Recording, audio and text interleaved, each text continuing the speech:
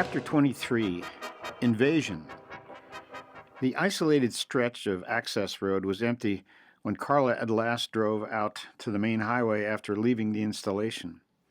She had, of course, no knowledge of the deadly drama that had been acted out along that route earlier.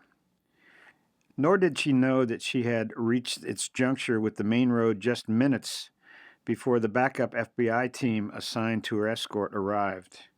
Consequently, the men sat waiting for nearly an hour before they were belatedly notified that she had already driven to Palo Alto.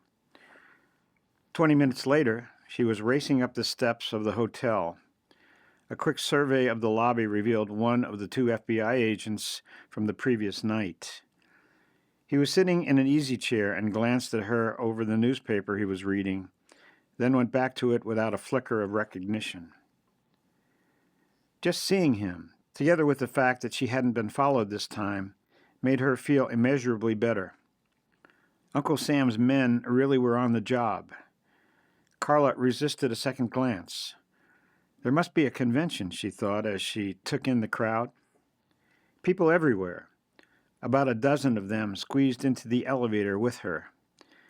Ordinary people, it seemed, except for the two men on the far side that she noticed just as the door shut. There was something strangely familiar about one of them. Was he the shorter of the two FBI agents she encountered in the elevator the previous night? He'd had a beard. She stole another look. Pavlov? No, it can't be. He turned to look at her, and their eyes met, just as her lips framed his name in disbelief. She turned her head quickly away, but she was drawn irresistibly back to that face again for another furtive glance. It was important to be absolutely certain. He was not looking at her, so she was able to study him for a moment. The new beard, perhaps to cover up some nasty scars, had almost fooled her, but there was now no doubt about it. The man was unquestionably Dr. Alexander Pavlov from Paris, who, as Victor had explained to her, was in fact Colonel Alexei Chernov, a Russian army officer in charge of a special contingent of psychic combat troops. Nor could there be any doubt as to his intention. Instead of experiencing the waves of panic she'd always imagined would possess her if she ever actually faced such a situation, Carla felt strangely detached from herself and everyone around her. Was this real? The elevator began to spin. Would she faint? She longed for the oblivion of unconsciousness, but fought it off in terror. She leaned against the wall and clenched her fists, trying desperately to hang on and think, what can I do? No way am I going to get off on my floor, and getting off with someone else is no better. If I ride it to the top, I'll finally be on it alone with the two of them. Should I scream right now? They might kill everyone. There was only one thing to do. Clutching her left side, she fell against the man next to her and in a weak voice, but loud enough for everyone to hear, pleaded with him. I must be having a heart attack. Please get me back down to the lobby. I need an ambulance. Gasping loudly for breath, she clutched her chest with one hand and with the other grabbed at him frantically for support as she slid helplessly to the floor. People craned their neck to see. She had turned ashen with panic, and thus gave involuntary authenticity to the scenario she was playing out so desperately. Stand back! The man just behind her had taken charge, easing Carla to the floor and pushing passengers back to make room for her. Give her some air. How can we get this thing turned around? You can't, said a woman. Where's everybody getting off? There are only 4 floors punched, said someone else. Don't anyone get off, wailed Carla. Please stay with me. Help me. Okay, lady, keep calm. Everyone stay aboard, the reassuring, authoritative voice barked. Push the closed door button as soon as it opens. Anyone know CPR? Asked a concerned male voice. I do, responded a female, but she doesn't need it yet. We'll need all of the men to help carry her when we get back to the lobby. Amazingly, no one got off. The door was closed promptly each time it opened, and in no time they were back to the ground level. Through a forest of shins and ankles, Carla had warily observed the feet and legs of Chernoff and his companion. They had shuffled around on the far side of the elevator, but had made no move toward her. Now, as others bent over to carry her, she saw the two Russians scurry out into the lobby. "FBI!" screamed Carla, pushing away those who were bending over to lift her and getting warily to her feet. "Help! FBI!" she yelled even louder. The special agent who had been sitting in the lobby when she entered came running around the corner, and another rushed up from the opposite direction. Carla's fellow passengers fell back in surprise and stood nearby staring at her in shock. "Two Russians, one with a beard," Carla managed to tell them. "They headed for the front door, that way." Now she became aware that she was trembling from head to toe. The two agents ran off at great speed, and Carla, still trembling, followed them cautiously at a safe distance across the lobby and out the front door. There she stood and looked anxiously in all directions, but saw nothing. In a few minutes they came back separately and empty-handed. A crowd of the curious had gathered in front of the hotel. "We can't talk here," said the agent, who seemed to be in charge.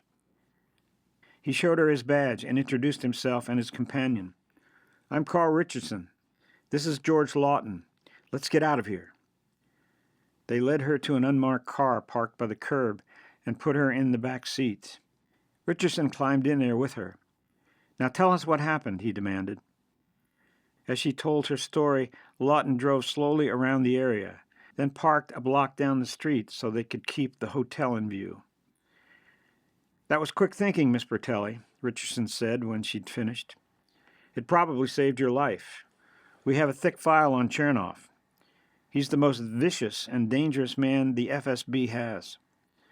But we need as complete a description as you can give us of his present appearance and of the other man as well." "Well, physically, Chernoff hasn't changed since I saw him less than 3 weeks ago in Paris," said Carla, trying to picture him. "He looks about 45 years old, and even 6 feet tall, powerfully built. I'd say about 200 pounds. Sharp nose, square jaw. His eyes are sort of sunken and narrow. Broad forehead. Thick black hair cut very short. But it lies down flat. His beard is extremely short. It can't be more than 3 weeks old because he didn't have a beard in Paris. His companion, also powerfully built, is about 2 inches taller, but I really didn't get a good look at him. I think he had short, sandy hair and broad cheekbones, but that's about all I remember. They were both wearing dark suits." As she gave the descriptions, Lawton repeated them over the car radio. "That's going immediately out on an all-points bulletin," explained Richardson. "It goes not only to our agents, but to local police, sheriffs, highway patrol, every law enforcement agency. Unfortunately, we don't have a description of their car other than what you gave us last night, which isn't much to go on." They drove back to the hotel, this time parking around the corner, and the three of them walked in the side door and hurried across the lobby. Immediately they were recognized, and several of the most inquisitive guests followed them. "Stand back," ordered the two agents as soon as the elevator door had opened, and they prevented anyone else from entering. The door closed on the three of them, and Richardson punched floors 4, 6, and 10. Responding to Carla's questioning look, he explained, "Some of those people will be watching to see what floor we get off at, and they'll literally snoop along the halls trying to find out something." At the 4th and 6th floors, he punched the button to close the door immediately. When the elevator opened at the 10th floor, they got out, and the FBI agents led the way down the stairs to the 8th, where Carla's room was located. She opened the door to her room, and they went in with her to check it out. "Lawton and I have blown our cover," explained Richardson. "You won't see us again in the lobby. We'll trade places with the team that has been occupying the adjoining room." He pointed to the access door between. "The door on our side is open at all times. If you have an emergency, just open your side and come on in. We'll be there 24 hours a day. There's another team in the room directly across the hall watching your door day and night." "You really make me feel secure," responded Carla gratefully. "I didn't know I was this important. It's hard for me to believe that someone actually wants to kill me. That's a horrible realization." From what you told us, you nearly killed Chernoff, said Lawton. He's not the kind to take that without getting revenge. Don't forget, however, you're not his primary target, added Richardson. That's in your favor. He's after the defector you rescued. He now knows you'll be watched around the clock after you recognized him tonight, and he may decide it isn't worth the risk and effort. We hope so, but if he tries, we've got you covered. No more elevator rides unescorted. Everywhere you go, someone will be right there. You won't always know it, but you can count on it. Carla was in bed trying to fall asleep and finding it impossible when the phone rang. Miss Bertelli, said a deep male voice, this is Don Jordan. I'm in charge of the FBI teams that have you under surveillance. I just wanted to explain a couple of things. First of all, you might be interested to know that the men you saw in the elevator were apparently on the private access road out near the research center earlier tonight, probably to waylay you. A mutual friend of ours, Ken Inman, seems to have frightened them off. You're kidding. What in the world was Ken doing out there? Exactly what he shouldn't have been doing, and I've warned him about that. But he had such concern for you, he just didn't realize what he was getting into. But he knows better now. This is a very dangerous Russian team. They killed 2 of our men who tried to arrest them a little later. So Ken saved my life and risked his own to do it? I guess you could say that, said Jordan. For a moment, Carla saw herself walking out of the hospital room and heard Ken calling to her. Then she realized that Jordan was telling her something important. We don't know how many more there may be in this elite Russian team, but we've got a company of specially trained Army commandos coming in from Virginia who can handle them. By tomorrow evening, they'll be deployed all along the access road leading from the main highway to the laboratory, so you won't have anything further to worry about. Are you expecting a major assault on the laboratory? Asked Carla in surprise. I can't say what we're expecting. Of course, everything I've said to you is confidential. I mainly wanted to let you know that we have the situation under control. Just relax and have a good night's rest. I really appreciate this, said Carla. I was having a terrible time trying to get to sleep. I don't like to take pills. Definitely don't take any under these circumstances, Jordan cautioned her. Thanks again. You made me feel so much better. Carla slept fitfully. Nightmares merged in waking fantasies. The whole of life had become a bad dream from which she had hoped one day to awaken. Was it worth going on? Of course it is, she told herself, whenever such a thought surfaced. There was no doubt that she had a Pulitzer Prize-winning story in the bag, at least $5 million in movie rights, and all of the other endless benefits. She was not only sitting on the story of a lifetime, but she was living it, participating in its frightening development, experiencing it all herself from the inside. Had any other journalist ever been so lucky as to stumble upon such an opportunity? After a late breakfast in her room, delivered by an FBI agent, she dressed and went down to her car. The man in the hall who got on the elevator with her and followed her into the garage, the unmarked car with 2 men in it that pulled out just ahead of her, and the similar one that followed just behind and stayed with her all the way to the gate of the installation, gave her a feeling not only of impregnable security, but also of importance that was more than gratifying. She wouldn't want to live that way for long, however. At least it was quite apparent that Chernoff was not going to be able to complete his designs upon her, and certainly Victor was beyond his reach in Leighton's impregnable fortress. I hear you've had some adventures, exclaimed Leighton the moment she walked into his office just before noon. I had some anxious moments, but I'm really not worried anymore, said Carla, trying to be blasé about the whole thing. Then she added with a laugh, You'd think I was the President of the United States if you could see the way my hotel room is watched, and the escort I got right up to the gate. Well, you're safe out here, that's for certain. This place is guarded better than Fort Knox. Maybe I can persuade you to move in. You'd have your own apartment like Victor. Great food. The Hilton can't offer anything better. Sauna, gymnasium, swimming pool. Carla laughed and shook her head. And miss the celebrity feeling I get with escorts and guards following me everywhere? I appreciate the offer, but I'm not worried anymore. They told me they're going to have a whole company of Special Army commandos guarding the road by evening. So even that spooky stretch that used to scare me to death is going to be a piece of cake from now on. I know, responded Leighton with a scowl, and I think it's a ridiculous overreaction. The escort they've given you should be enough. I don't like so much attention, not that kind. Some senator could start asking questions that we can't answer yet. He shrugged and managed a half-smile. Look, I'm not suggesting it's your fault. Anyway, we've got a job to do out here. Let me get the lab on the intercom and see what Del Sasso's up to. Victor's already down there. We've got a lot of ground to cover today. The night was pitch black.